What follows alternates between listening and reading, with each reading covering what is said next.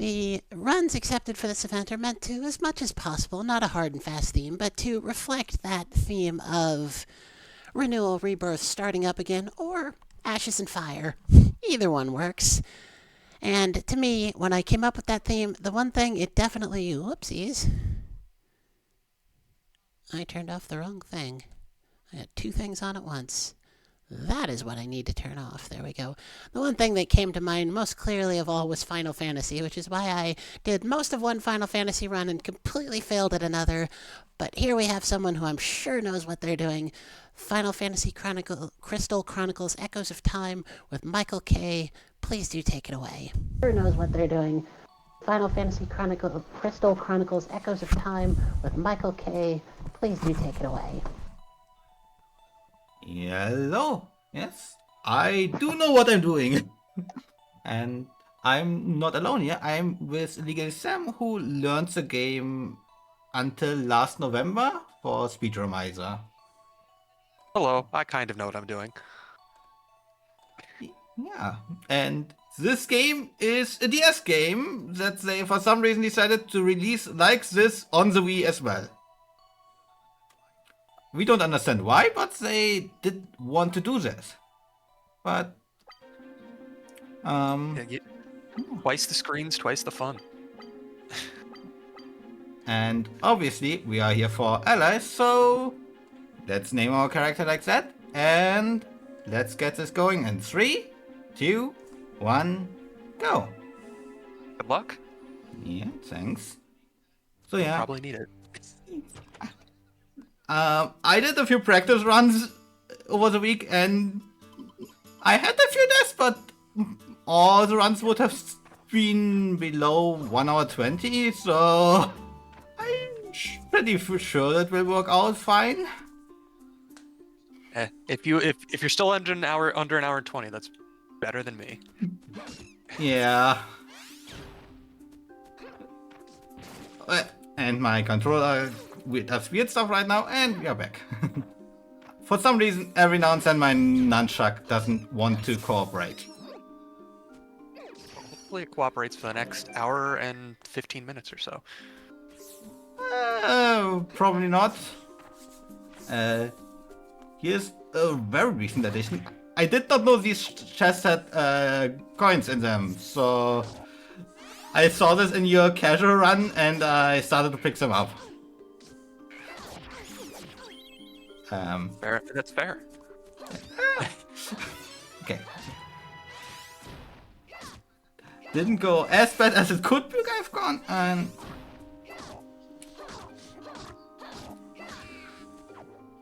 right now, you're just going through the first dungeon because this game's just got a bunch of dungeons, and you just got to get through all the ones that are required for completion as fast as possible.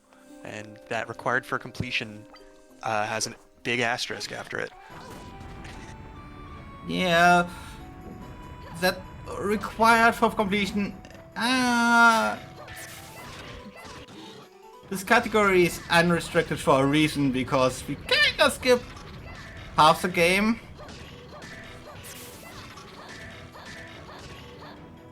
Yeah, that'll make a lot more sense in about 45 minutes. Yeah. Or so. Until then, things are going to be almost normal.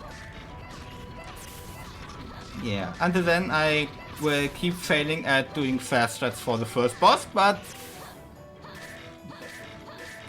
yeah. Basically for this first boss you want to stay on the head because that's where its weak spot is. And so if you're just able to jump up there and damage it over and over again, you'll do way more damage than doing the fight normally. Yeah, and you will also want to stay on the side of the head so that you don't do stomps on him, but actually hits onto the head, because that's more damage, but that's really hard, especially if you want to keep cancelling your attacks. But first dungeon done. Yeah. Nice work.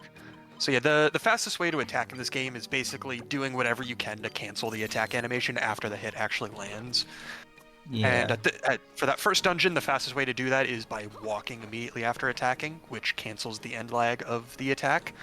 And so basically for that first boss, you want to attack, then walk slightly and attack, and just do that over and over again. And when you're standing on the boss, that's easier said than done. Yeah, it's very easy to just fuck off. Speaking of stuff that's very easy to forget talking to these guys here, because you want to go on to the next start. There's basically like 2 or 3 dungeons in the game where you only unlock the dungeon after talking to a specific NPC for some reason, and that's the easiest one to forget out of all of them. Yeah. So, and we do need a few additional names for characters. So, to complete the name of the charity, 4.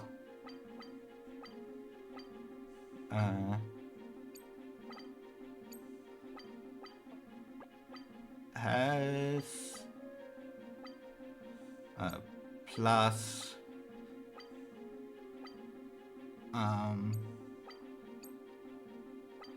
well being a bit scuffed written, but got a fate tribute. This is one of the few games where you actually get to name 4 characters instead of just 1. Yeah, and no second dungeon, Aqueducts. It's just a continuation of a tutorial. Yeah, so where that first dungeon was just basically teaching you the basics of like movement and combat and stuff, this teaches you some basic like dungeon gimmicks and then also about magic. And this room teaches us about how to exploit these gimmicks. Yeah, because this room is done 100% as intended. Yeah. And to keep on exploiting the gimmicks. Another room that is definitely as intended. Yeah. The game does want us to keep jumping into this wall like this. Yeah, and like every good game, if you bash your head against the wall enough times, you'll just go through it eventually.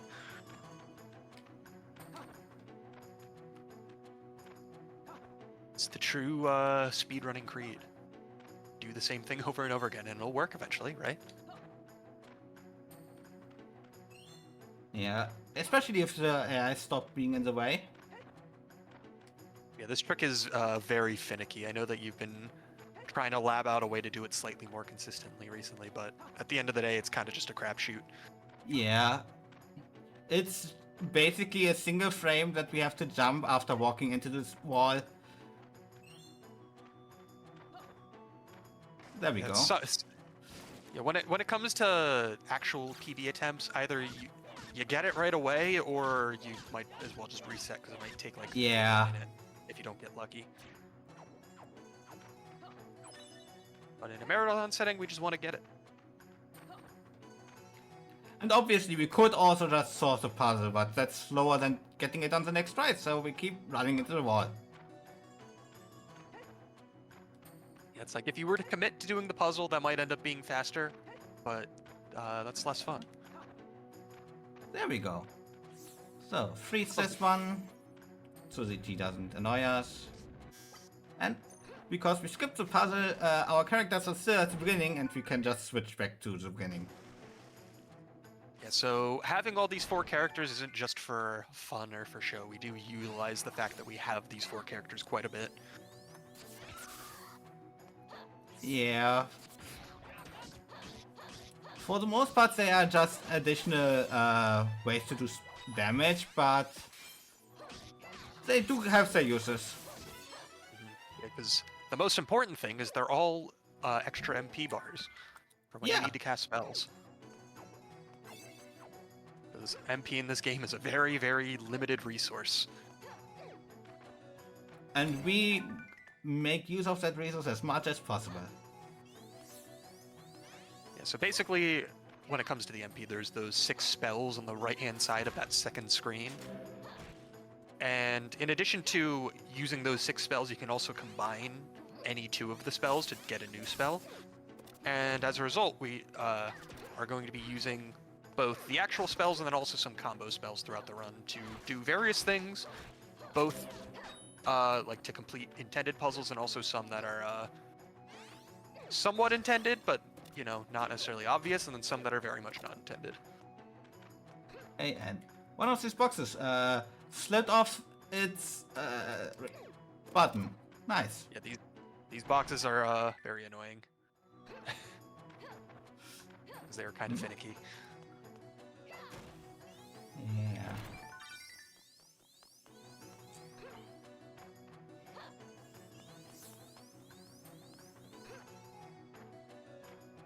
Also, I will be glancing at the chat from time to time, and yes, during actual runs we do just make all the characters single character names because it's faster to input.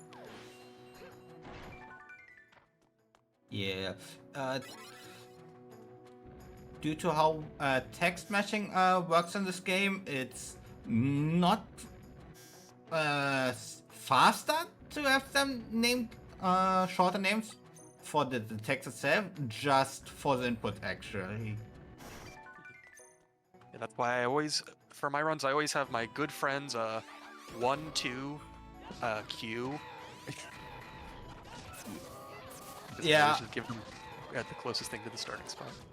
I always have my friends, whatever, but maybe we're not how it's over right now. Yeah, because you use the pointer a lot more than I do. Yeah. The pointer is technically faster, but it's a lot less intuitive to use. Also, this is the first boss. Basically, the way the boss works is you hit it once with the fire spell to take down its shield, and then hit it a second time to knock it down, and then its weak spot is on its back. And if you get lucky with the AI friends here, they'll also attack the back while you're doing this, so they can do extra damage, and it's possible to 2-cycle the boss. Yep, and we 2-cycled. Yeah, you just barely got that 2-cycle in as well. Yeah. Obviously, a 3-cycle is not, like, significantly slower or anything, but it is obviously slower. Yeah.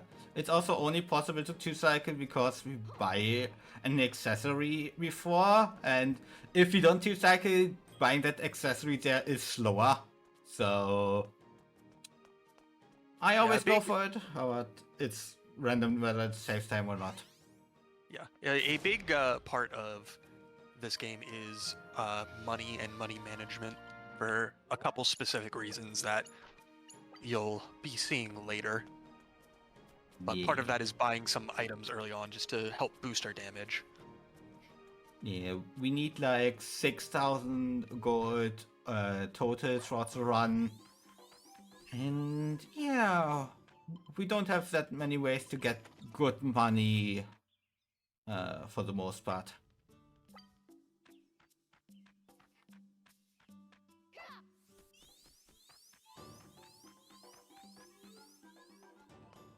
Yeah, but that's why you're going to be seeing a lot of item pickups all throughout the run, because we're going to need to sell them later. Yeah, I added specifically for this run a bit more extra ones that I'm picking up along the way.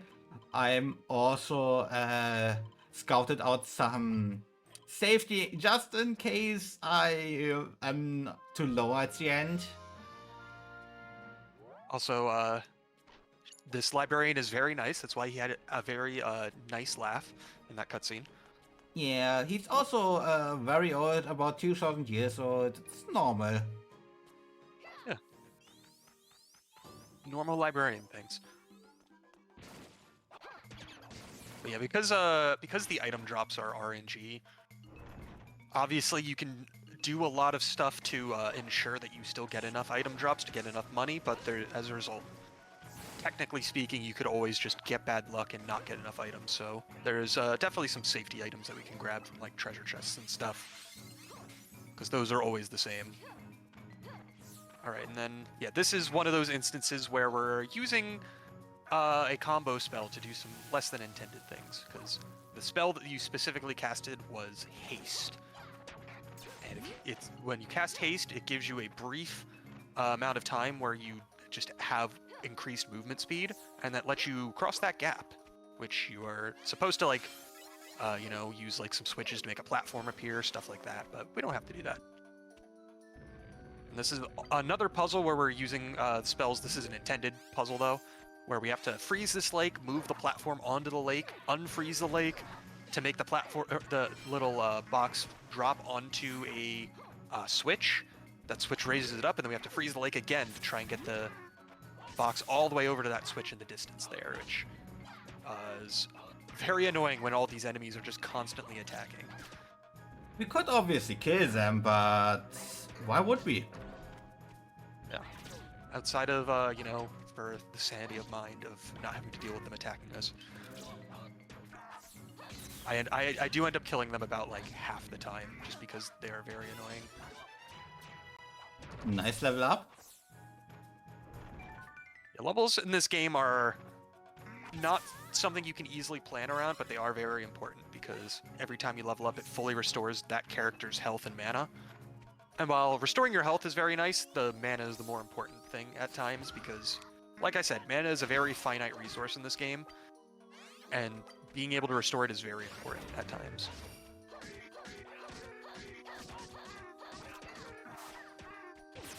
Alright, this is a room where we can make use of another combo spell. This is the gravity spell, where if an enemy is flying in the air and you use gravity on them, it'll knock them to the ground and also take out a percentage of their max health. Yeah, it takes out a third of their health.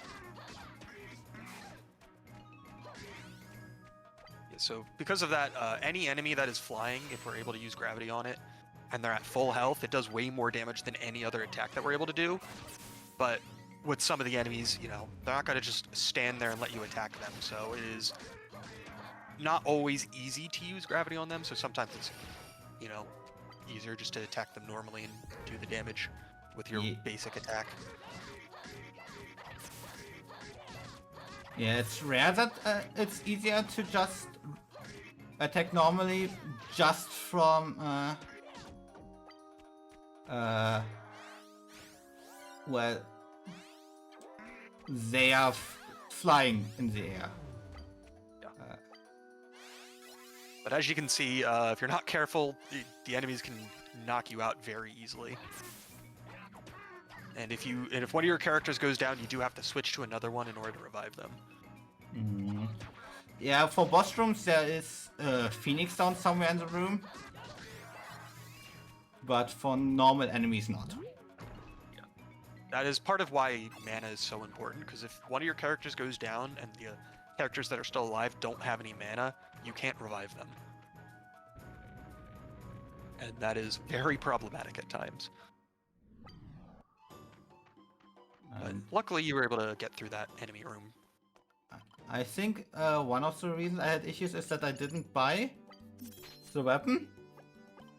Yeah, I couldn't remember if you had actually bought it or not. Yeah, I only remembered like at the end when the stuff took so little damage. Well, better late than never. Yeah. It's pretty important for the next dungeon because that boss is a lot more random and we want to 3-cycle him, but without that extra damage it'd be like a 5 to 6 cycle. And thanks to RNG, who knows how long those cycles will take. Yeah. Yeah, that combat room back in the ice mountain there is like the first real sticking point with the combat in this game, where if you don't know what you're doing, you are going to die in that room a lot, because those flying enemies are very dangerous when you're not familiar with the combat. Especially in runs. I've died there many times.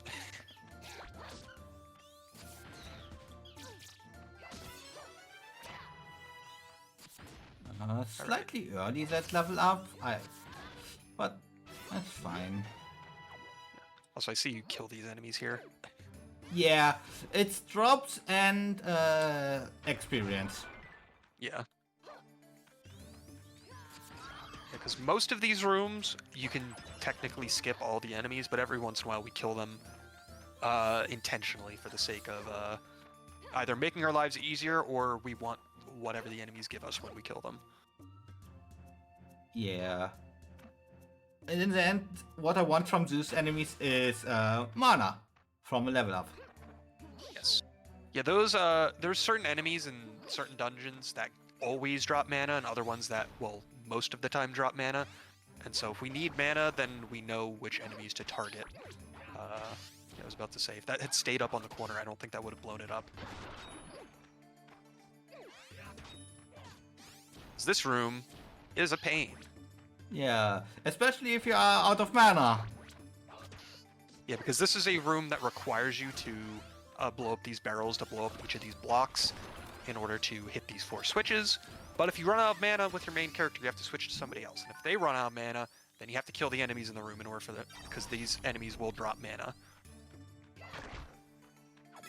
Yeah, and usually the problem is that by the time your main character runs out of mana, it's also very possible that the other characters are just dead. Yeah, including your main character. Yeah, and then you lose like 5 minutes having to redo the dungeon. Yeah, because death in this game is usually very, very punishing, because in a lot of dungeons, there's no checkpoints.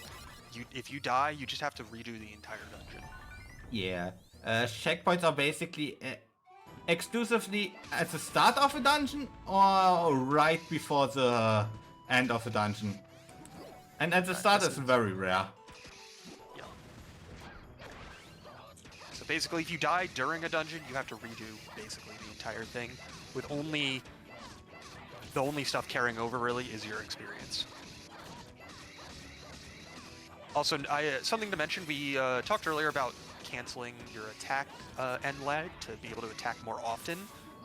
After we leveled up a couple of times, we unlocked the charge attack, and that allows us to attack cancel a lot more quickly, where basically every time we attack, we're starting an attack with using a charge attack, and then immediately letting go of the A button in order to cancel that attack, and that allows us to immediately start an attack again. And so that's, by doing these charge attack cancels, that is the fastest way to do damage in this game.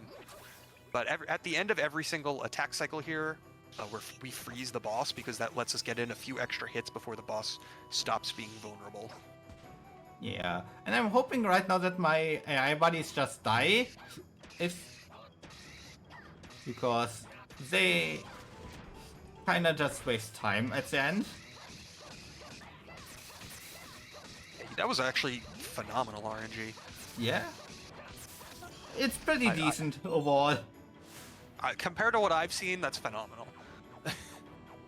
I have been stuck waiting for the boss to attack me for like over a minute at a time.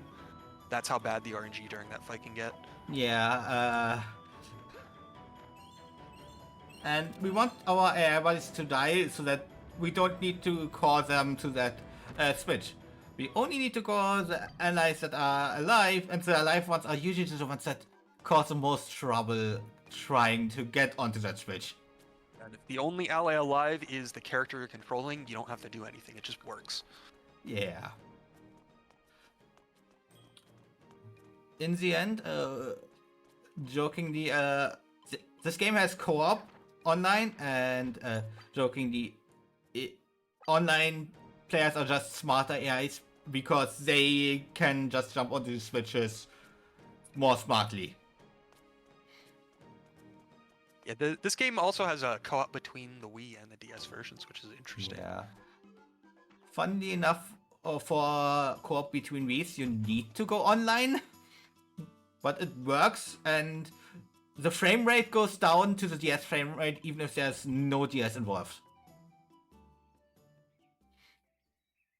Yeah, because the DS and the Wii versions are pretty much identical outside of performance. Yeah. And control. The Wii version controls definitely worse. By far. As somebody who hasn't played the DS version, I can make no comparisons. But yeah, but I do know the concept of the comparison, which is, the DS has a D-pad, the Wii has the Wii nunchuck with the analog stick. Yeah. Obviously, we also on the DS just have a touchscreen, so we don't need to point at the screen. Yeah, that's the other big one. But yeah, this game has 8-directional movement no matter what control scheme you're using, which is why using the analog stick is a little bit harder for actual movement. Thankfully, the nunchuck does have notches, which makes it a little bit easier. Yeah. Without notches, this game would be so much harder to speedrun. Also, here we're using another double spell, somewhat intended. This is Holy. It's intended in the sense of we do have to use it to hit these switches. Yeah. But it's not 100% intended that we're casting it ourselves, because if we place these books on these pedestals, it actually casts Holy for us, and then we have to like lure that onto the orbs there to actually hit them. But we can just cast it ourselves, and it's a lot faster. Alright, now it's time for the most fun part of the run. Yeah, Final Fantasy means grinding, right? A lot of grinding, obviously. Also, yeah, the Wii and the Nintendo DS Wi-Fi services are long dead by like 10 years at this point. So if you wanted to play this game legitimately online, would not be using Nintendo's official servers. Yeah. The Remfire project supports this game almost completely. There's one thing that doesn't really work, but it's also unimportant and no one cares about it. Apart from no one plays this game online, so...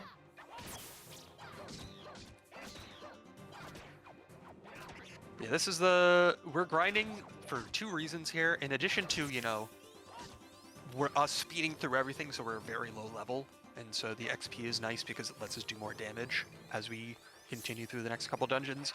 We also do this because we need that gold that we mentioned earlier. And so by killing these enemies very quickly, they have a high chance of giving us a lot of drops.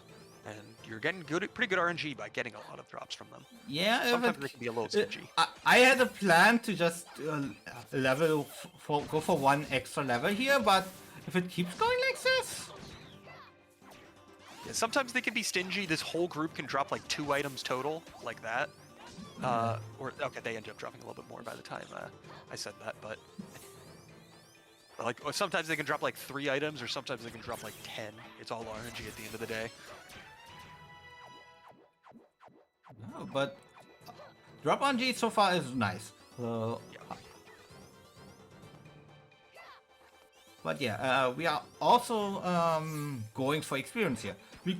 Just within this level, this entire experience grind already pays off. Because the boss otherwise takes so much longer that it already is faster to just grind. Yeah, and this is the fastest grinding spot for the purposes of the run, because there's so many enemies in close proximity that give you decent XP. Yeah. And they're also easy to kill. That's the big one.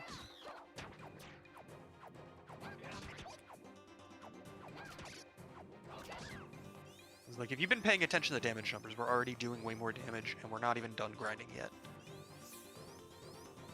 Yeah. We are grinding till level 13 at the minimum. I always look at the HP, which we reach 168 at the end. Yeah, I always stop paying attention and zone out, and then zone back in and pay attention for the actual level pop-ups, because I never remember the HP values. Yeah, I tried paying attention to the level pop-ups, but I never pay attention at the right time and miss it in the end. Yeah, because early on, basically, you're getting a level every single time you kill a group of enemies, but by the end, it takes like 2 or 3 full enemy groups in order to actually get a level, which is why we only go so far with the grinding.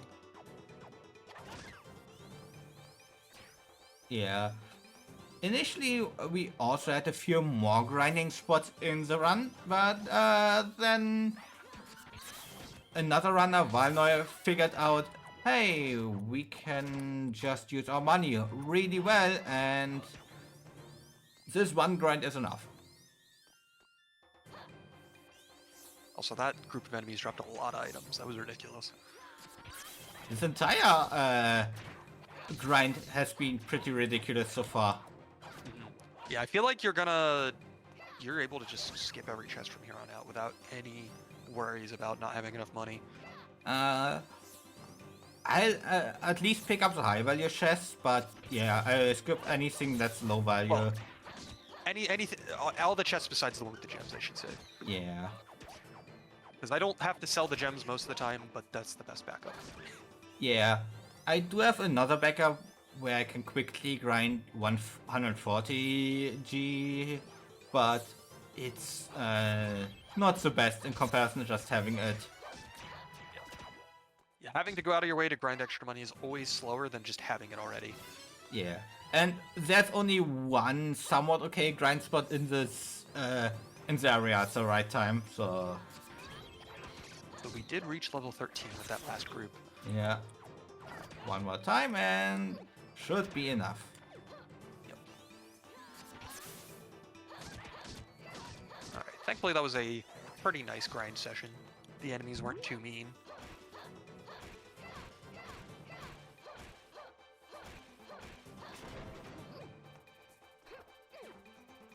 Yeah, these like pylons, I guess is the right word for it, that you have to hit in order to move them along. It's if you hit them with a charge attack, it moves them way further, but sometimes it's just faster to hit them a bunch of times rather than trying to charge up an attack to hit them. Yeah, charge attack is only faster if you afterwards can ignore the pylon.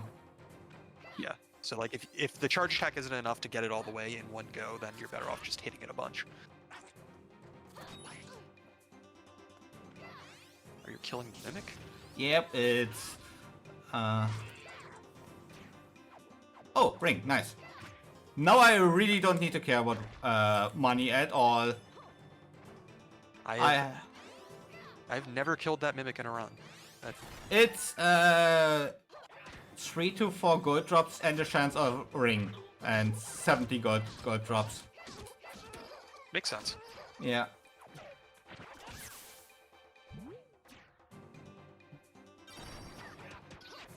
Alright, those two enemies were actual enemies we had to kill. We didn't just kill them for fun. Because they made that one bookcase fall down so we can get this book. Yeah, overall we don't do many of the puzzles very intended, but that one, at least the final step, we need to do somewhat intended. Yeah. Yeah, because something that we kind of glanced over is that there was actually 4 races of characters that we could have picked from, but we picked these 2 characters of the Selkie race and then 2 characters of the Yuke race very intentionally. That's because the Selkies have a double jump, no other character does, and the Yuke is the magic class, so they have way more mana and more efficient spells. And the game was not built around the characters having a double jump. Which is why we're able to tease so many puzzles in that way. But yeah, this is the very nice librarian. It turns out he's not so nice. Yep. This is one of those fights where once you know what you're doing, it's not that bad, and you're just praying for good RNG that he doesn't give you bad patterns and like spawn ads just continuously. He spawns ads a couple times, not the end of the world, but like he can just spawn them every attack if he really wants to be mean, and it just wastes a whole bunch of time. Yeah, these specific enemies, if you do enough damage to them, they'll start flashing and ticking down, and then once they tick down enough, they'll actually explode. And if they do explode next to Larcasius here, they'll stun him.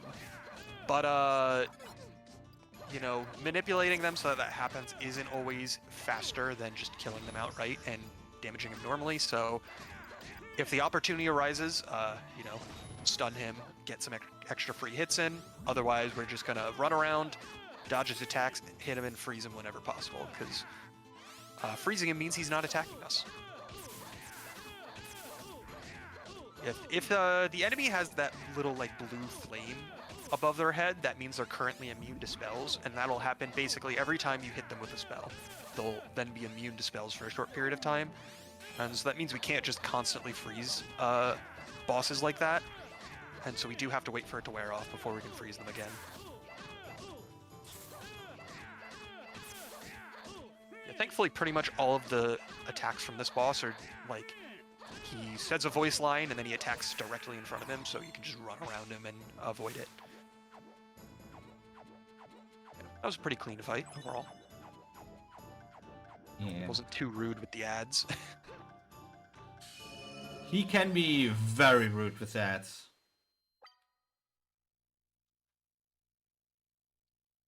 Yeah, but thankfully, thanks to the extra damage we do from getting those levels, that makes the fight a lot faster and therefore a lot easier. Yeah, that boss takes forever without the extra levels.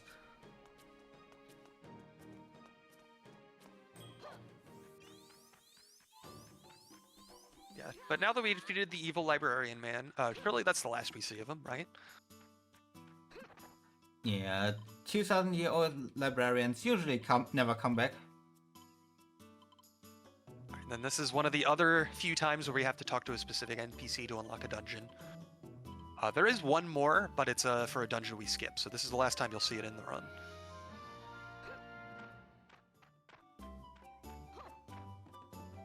Because we need to go to some ruins so we can track down some crystals that we will definitely go collect. It's after all a Chronicles game. We need crystals, right? Definitely.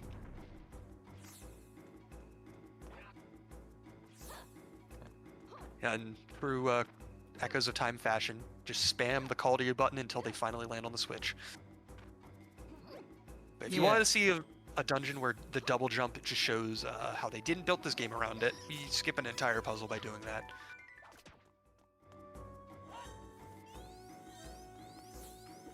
We honestly skipped like half the dungeon doing that at some point. So, yeah, because when we're holding items, normally you're not able to have your full movement kit. So, like, you're not able to double jump, you're not able to attack, all that stuff. But if you throw the item down right before you land, you'll throw the item and it'll land right on top of your head, and you can just run around with the item, with the thrown item on top of your head, and you have your full movement kit while still being able to move the object around, which is going to be used a good amount in this dungeon.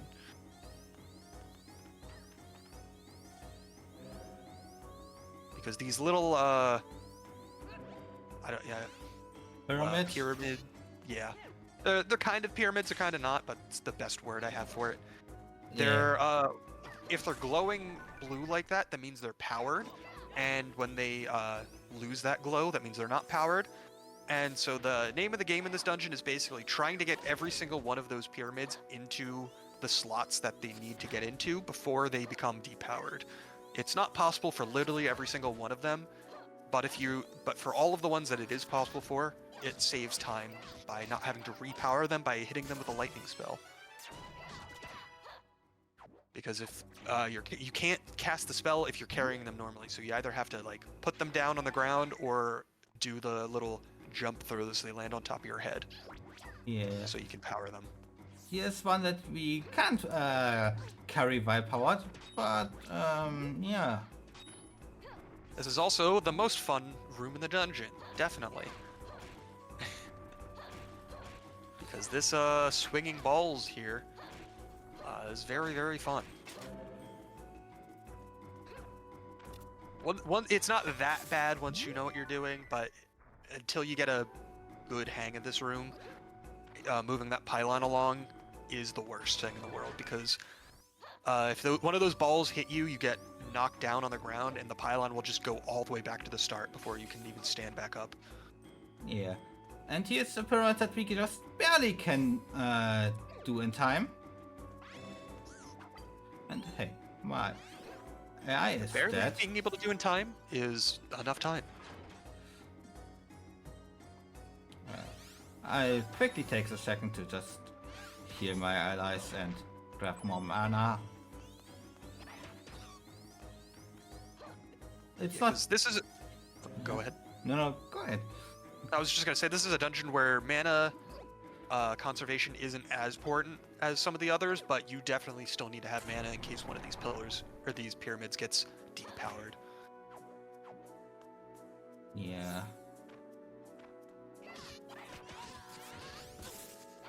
You were playing it very safe with the items and money. I just like that one more because of I'm always keeping that up, so yeah.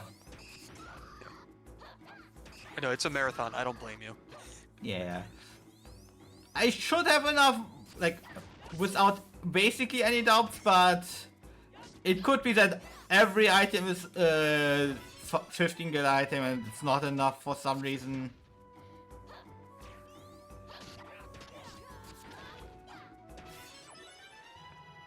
Yeah, because when you're trying to save time, it kind of just comes down to skipping as many items as you can while still thinking you have enough to save time. And sometimes it doesn't work out that well.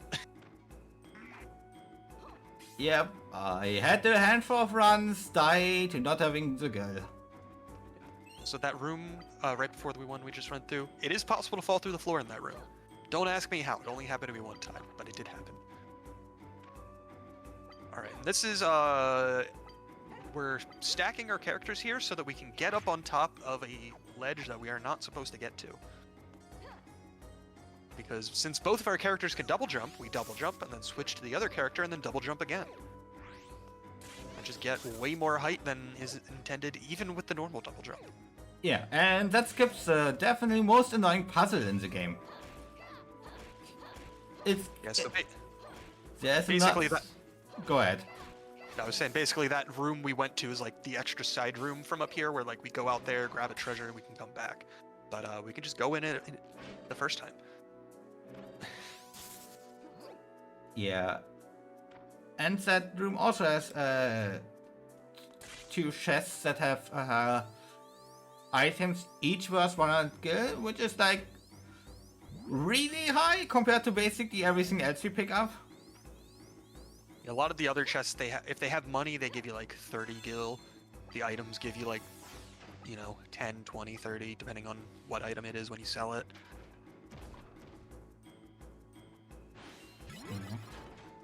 Alright, this is one of the few dungeons where it gives us a heal crystal right before the boss, but we don't actually go straight to the boss because we have one more combat room. But thankfully, the enemies in this room all drop a bunch of mana items, so you can feel free to just spam as many as possible. As many spells, like, in order to kill these enemies and charge attacks and everything. And that makes you able to go into the boss with as much mana as possible, which you are going to want. Because remember earlier when we talked about the gravity spell? This boss is vulnerable to it. And look at the health bar drop every time we cast it. One cast and the boss loses a third of his health. And while the amount of damage it does is proportional to the current amount of health the boss has, doing this is going to do significantly more damage than any individual attack ever could until it gets to low health. And then once it does get to low health, then we can just wail on it normally, and the boss is dead. Yep. Easiest boss in the game, as long you know about the trick. If you don't, good luck. It's not that bad because compared to some of the other bosses, it's not nearly as RNG dependent. Yeah, but he also all the time puts the electro body on him. Oh. Yeah. It's definitely not free like it is with gravity. Yeah. I missed the option to talk with. But hey. Okay. The fastest way to get through a lot of these like dialogue options is to use the pointer, so we just have it already in place. So quick warning for flashing lights. Just as I got quicker in here. Because now we're selling all the items that we got throughout the run, because we need the gold now. And the absolute minimum amount that we need is about 5,000 gold. but if we can get slightly more than that, that'll make kitting out our character for the last part of the run faster.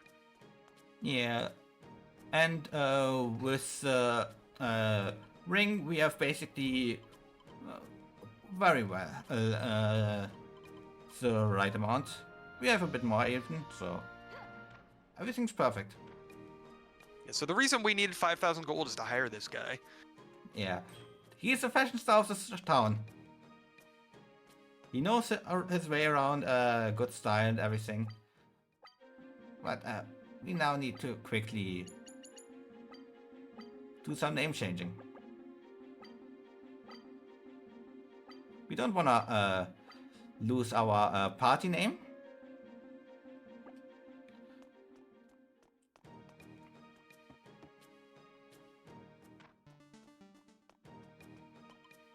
Yeah, now we have a new party member, and the reason we do this is, if you noticed, all the other characters, like around level 16, level 17, something like that. This guy's level 30. So, needless to say, he's a little bit stronger than everybody else. Also, yeah, you were very, very good on money. Yeah, I have a lot left over. I still had the 2 gems too, so I was really good. Alright, and now we skip half the game. Yeah, what's just imagination? As long as we try often enough.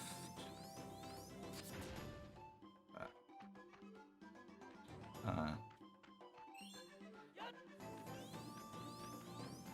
so basically what is happening here is we're doing some very specific movement using the notches on the analog stick for the nunchuck to move at specific angles and specific places using the walls to reposition us, and by doing that we can go out of bounds and just go straight into the final dungeon.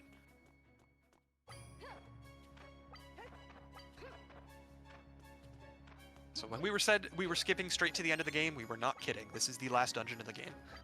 And this is why we need a level 30 character, because even a level 30 character is under-leveled for this dungeon. So you can imagine how bad this would be if we still kept our full party of level 16 characters. And this dungeon is the epitome of feeling the danger of having to go through a dungeon that basically has no checkpoints, because this is a very long dungeon and there is not a single checkpoint until you get into the final boss. So if you die, if you have a full party wipe at any point in this dungeon, good luck having a good time, because yeah, if you die at the end of this dungeon, you will lose literally 15 minutes, because that's how long this dungeon takes. Yeah, that's why we set the AI for our party to protect themselves, because that way they are very much focused on healing spells. Yeah, so there's a bunch of different options you can set the AI to like how they'll focus during combat, where like you can make it so they focus on casting spells, they never cast spells, but yeah, here, this final dungeon, we want them to cast healing spells as much as possible. Because if they do things correctly, basically, if your character goes down, they'll just instantly revive you as long as they have the mana. And if your character gets to low health, they'll instantly try and heal you. Yeah. If you want to control them ever, that can sometimes be an issue, but usually you just want them to heal you immediately. Yeah. Yeah, the only minor issue is if you're at, like, middling health, which is not enough for the AI to try and heal you, but it is still enough to be scared of dying very quickly, so you might want to heal manually in that case. But other than that, you just let the AI handle it. Also, this is a fun room. This room is full of poison, just constantly doing damage to you, but we can do some shenanigans again. Basically use haste combined with some funky movement, and we can just ignore the barrier in this room and do the entire puzzle by not doing the puzzle. And this will skip a huge, like, a very sizable chunk of the dungeon as well. Because there's some rooms that we're skipping by doing this. By just going through the wall. The one consequence of this is that we do have to push these pegs into the wall kind of blind, which is only a problem because we do have to push them in a specific order. Yeah. If you want to know which order, just think what would be the worst order possible. It's always the one that's furthest away from whichever one you're pushing in currently. Yep. It's like when I was playing, I just kind of brute forced it when I was doing my casual playthrough, and I was like, "Oh my god, it's gonna be the last thing I try because it's gonna be the worst possible combination." Yeah, I was the opposite. I was like, okay, it's resetting. Okay, I try the worst possible one because it's going to be that one. Yeah, because this game is very unkind. Yeah.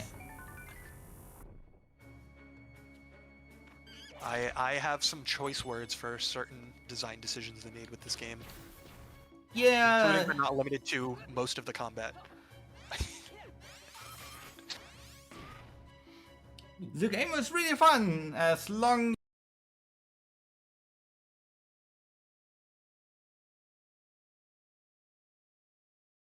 you don't attack with it too much. Yeah, as long as you just look at the movement and not the combat, the game's pretty fun. Problem is, this last dungeon has multiple combat rooms that you have to kill multiple waves of enemies in. And it also has the worst enemy types in the game, which will start showing up here in this room. Well, they showed up already. Well, when I say show up in this room, I mean we have to kill them now. We ignored the other ones. Yeah. We kinda just walked to the side and ignored them in the last room. Yeah, basically, the enemy type that we're talking about is a type of enemy that is like, basically has like an invisibility shield or whatever. And the only way to get rid of that shield is to hit them with a healing spell. Until you do that, they take reduced damage, and therefore you're basically not going to be able to kill them without hitting them with the healing spell. And on top of that, they do a lot of damage and hit you with ice, and so they will be trying to freeze you the entire time you're trying to hit them with healing spells. And on top of that, their basic melee attack stuns you. So, if you're not able to basically kill them immediately, they are awful.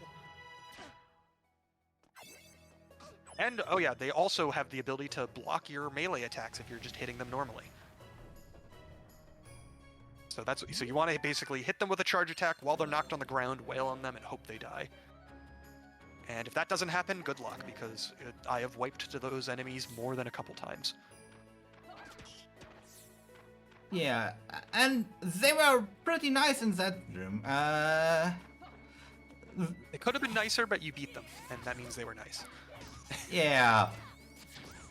We will understand how bad they can be once you run out of mana in a bit. Yeah, because basically that is like the second worst room in the game for combat. This room coming up is by far the worst room in the entire game. Because if you run out of mana in that room, you're basically soft-locked. Yeah.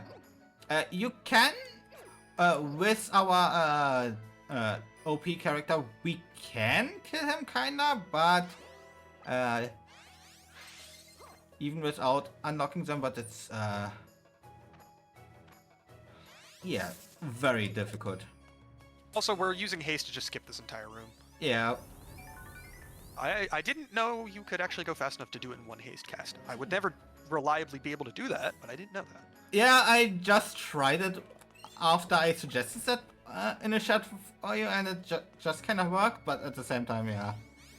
Yeah, it's risky enough that it's not that worth going for. But yeah, this combat room, I mentioned it's really bad because there's 4 waves of enemies, and if you run out of the third wave of enemies is those guys that you have to hit with healing spells. And so if you run out of mana, good luck. Yeah. And on top of that, the second wave is these flying eyeball dudes, which are absolutely horrible to deal with if they do not cooperate. Because they do a ton of damage and will constantly knock you down while having a lot of health. Yeah, I basically store my party up there and hope that one of them drops. mana so that I can just do this. If not, I'll just use one of them for the healing spell. Yeah. And even worse, even if you were to get through this room without mana, if you were to mess up the next room, you're actually truly soft-locked and you can't do anything. Can't progress the game anymore without dying. Because the next room has one of those little electricity pyramids, and if you accidentally let the pyramid run out of charge, and you don't have mana to recharge it, you're out of luck, because there's no way to restore mana in the next room, or in this room, if the enemies don't drop it. And if all of your allies are dead, Yep. like I said, you literally can't progress the game, and you have to die. That happened to me during a run one time. It's like I was so happy I finally made it through this room safely, and then I mess up the next room and have to kill myself because I can't progress the game anymore.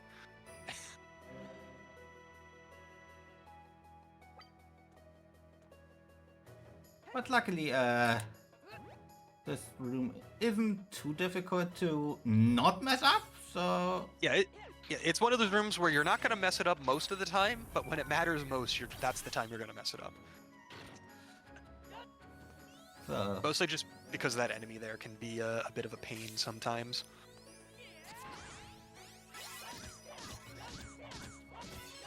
And there we had our allies be nice and helpful.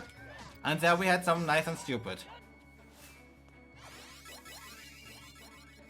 Which is par for the course.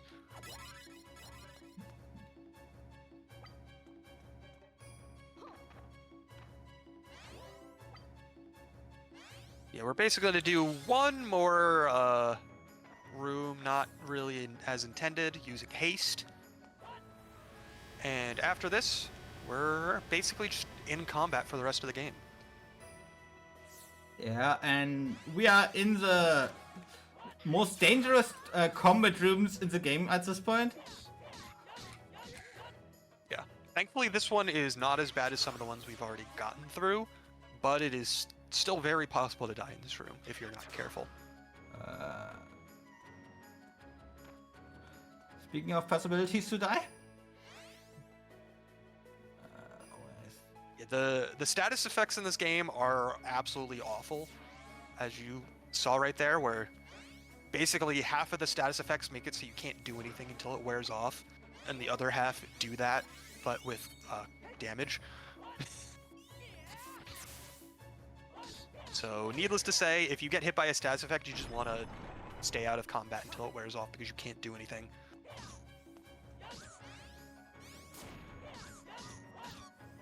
Because it's like if you get hit by electricity, you get stunned, and you literally can't do anything besides walk around. Like, you cannot attack, you cannot use spells. If you get hit by slow, you can't use spells, but you can still move around. You're just a lot slower. If you get hit by poison, you can do stuff, but every time you get hit by a damage tick, it interrupts whatever action you're in the middle of. So if you're not careful, you basically can't do anything during that.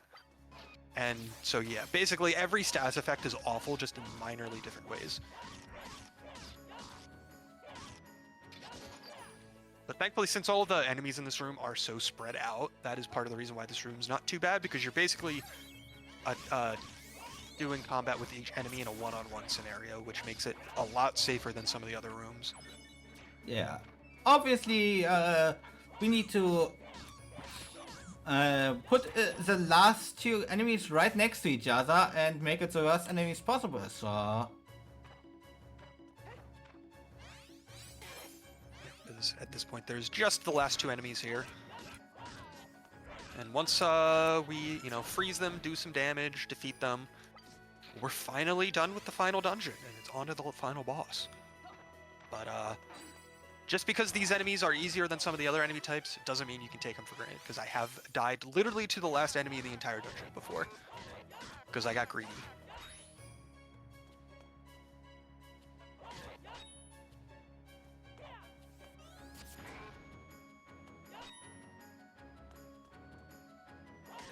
Once you defeat this turtle dude or whatever, the final platform will come down, and it's time to finish this.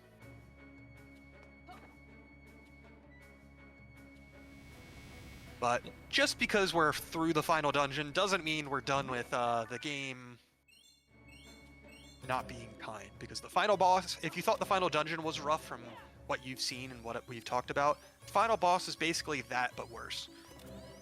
Yeah, we are starting the final boss basically in 1-hit KO mode, and hoping that we are surviving somewhat.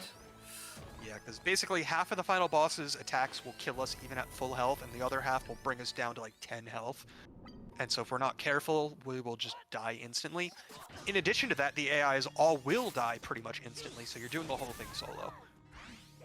Also, remember the Librarian? Yeah, we're back, and it's basically a souped-up version of the last fight, where it's the same concept where he just spams spells at you while he spawns ads occasionally, but it's about 10 times harder.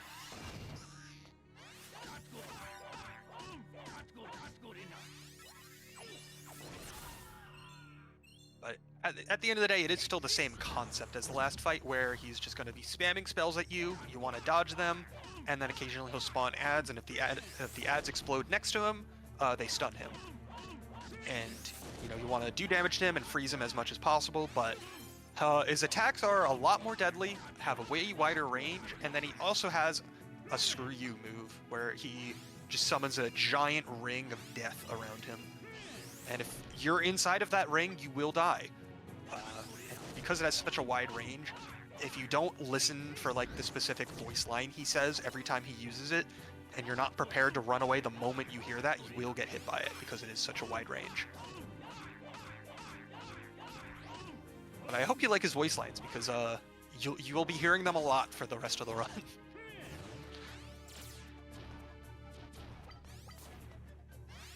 Once again, if you're lucky, you can just kind of wail on him and you never have to worry about the ads. Because the ads in this fight are a lot more dangerous, because he spawns the 3 different types of these enemies. The purple one is just going to spam spells at you the entire time, and because of that, it's the most annoying of the 3 types. So you want to be taking that one out first, just so that you have more leeway to run around the arena without having to worry about as many spells. But you got lucky where one of them did stun him. But yeah, this fight is a lot harder to manage the enemies so that they end up next to him when they explode, because he will just run around the arena pretty much at random. And you don't have a lot of control over where he ends up a lot of the time. And in addition to that, like I said, he can just spawn ads constantly. The last wave of ads don't even have to be dead. He will spawn new ones in. And you do not want to try and attack him while the ads are still up, because if you attack them from the front, the enemies can block your melee attacks. And if you're trying to damage him and the enemy blocks your melee attack, you'll just, like, be briefly stunned from it, and that's more than enough time for him to attack you and kill you instantly. If you're not careful. But thankfully, the one advantage of the ads is that they do drop health and mana. And so, as a result, you absolutely can still run out of mana during this fight, but you are a lot less likely to run out of mana than if they didn't drop those, Okay, I thought I was stats there. Oh yeah, that was close. I had no time to run anywhere else, and luckily it worked barely out. Yeah, because if he catches you in the corner like that, good luck, as you saw. You barely dodged that by like a millimeter.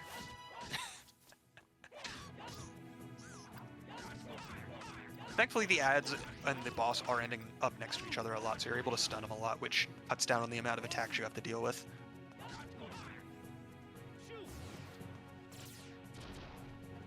Yeah, thankfully, once you get a gist of how his attacks come out, it's actually pretty easy to dodge most of them. It's just when the ads are up, it's just a lot more variables, and that makes things a lot harder to deal with as a result. But nice work, that's phase 1 done. If you thought phase 1 wasn't RNG heavy enough, just wait until you see phase 2. Because phase 2, whether or not you can even beat the boss, basically, is RNG. Yeah. Phase 1 is basically 1-hit KO, and congratulations, we have ads. Now he has, a barrier around him. Yeah, so basically the way this fight works is you can attack the boss and he will spam spells at you, but every once in a while every time he does an attack, he has a chance of spawning ads. And spawning ads in this fight is a progressive thing, where the first time he spawns them, he spawns those little pillars that sling spells at you. Then he spawns a giant hand, then he spawns a second giant hand, then he spawns a giant set of armor, and then he combines with the 2 hands in the armor. If any ad at all is on the field, you do half damage. So in addition to having the ads on the field being annoying because they're constantly trying to attack you, you also just do significantly less damage to the boss as well. And so you want him to not spawn ads as much as possible. And as you saw, you have no control over that because we got ads literally frame 1. And the reason why I said you can basically be stuck not being able to damage the boss is because him fusing is not guaranteed to be quick like that. I have had fights where he just runs around the arena with 2 hands and armor spamming spells at you for like a minute and a half straight before fusing. And while he's fused like this, you can't damage the boss. You have to basically do enough damage to defeat the armor's health pool, and until you defeat the armor's health pool, you can't damage the boss. Thankfully, once you do damage the armor, the boss gets stunned and is able to take extra damage, like this right here. And as you can see, he's basically taking almost twice as much damage as he would normally, because he was actually pretty nice during that armor phase. But he has the option to just not be nice, which is why this phase is so bad. That was phenomenally good, though. Yeah, for a fight where he spawns the ads, this was basically as good as we can hope for. Yeah, the only way that fight could be better is if he hadn't spawned ads at all. But now we just get through the last cutscenes, do a quick little romp through the first dungeon, which isn't supposed to be as quick as it is, because we skipped half the game, the dungeon's still in an old version of the dungeon. And so we can just go straight to the end. So, and time.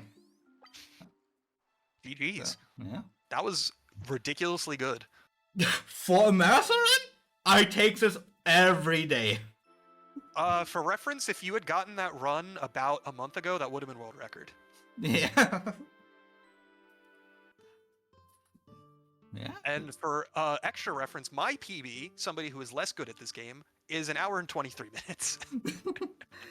About 20 minutes slower than that.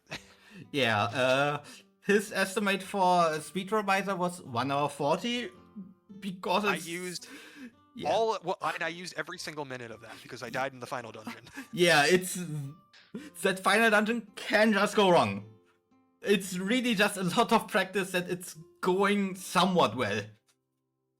And then at the end of the day, there's only so much practice that you can do to mitigate all the RNG. So yeah, I guess final thanks. I do want to thank you for jumping in here, Sam, because I had not half as much to say as you. Oh no, I could tell during a bunch of the fights you were focusing, so I was just like, I'll just explain everything, then we don't have to worry about it. Yeah, I was counting in my head, and you just kept explaining, and it was extremely helpful. Obviously, Ali, for just bringing this opportunity with the marathon. Valnoy, the other runner of this game that was somewhat active, for finding a lot of stuff, for her helping this game get to a really good point.